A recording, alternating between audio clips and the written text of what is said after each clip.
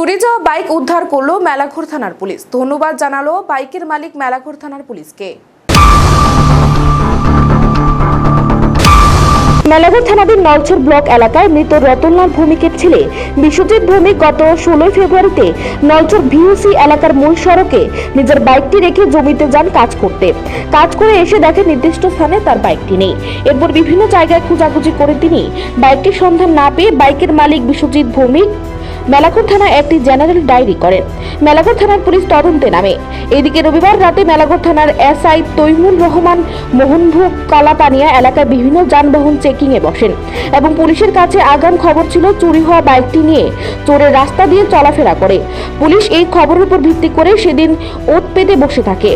চুরি হওয়া বাইকটি নিয়ে চোর কালাপানিয়া এলে পুলিশকে দেখে বাইকটি ফেলে চোর পালিয়ে যায়। শেষ পর্যন্ত মেলাঘর থানার এসআই তৈমুর রহমান বাইকটিকে উদ্ধার করে মেলাঘর থানা নিয়ে আসে। বাইকের প্রকৃত মালিক বিশ্বজিৎ ভৌমিকের হাতে বাইকটি তুলে দেয়।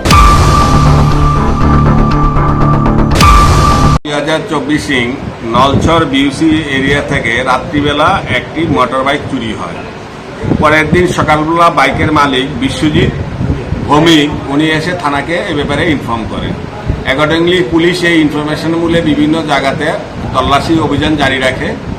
গত 20/4/2024 মোহনভোগ কালাপানিয়া এরিয়াতে এএসআই তৈয়ম হোসেন বাইক চেকিং করা রাত্রিকালীন সময়ে বাইক এবং গাড়ি যখন চেকিং করছিলেন সেই সময় এক অজ্ঞাত পরিচয় ব্যক্তি বাইক পুলিশ দেখে বাইকটি রেখে সে দৌড়ে পালিয়ে যায়।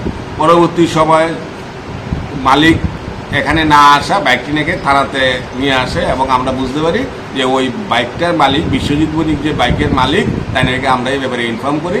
অ্যাকর্ডিংলি তাই নিয়ে কাগজপত্র নিয়ে মেলাঘর পুলিশ স্টেশনে আসে এবং ওনার হাতে আমরা বাইকটা অর্পণ করি। স্যার বাইকটা কোন জায়গাতে চুরি হয়েছিল? ওই বাইকটা চুরি হয়েছিল নলছর বিউসির সামনের থেকে। এতে কি স্যার যে চোর কি ধরা সম্ভব হয়েছে? না, চোর ধরা সম্ভব হয়েছে না। আমরা এই ব্যাপারে অভিযান জারি রাখছি। সোনামুড়া প্রতিনিধি রিপোর্ট, এশিয়ান টাইমস।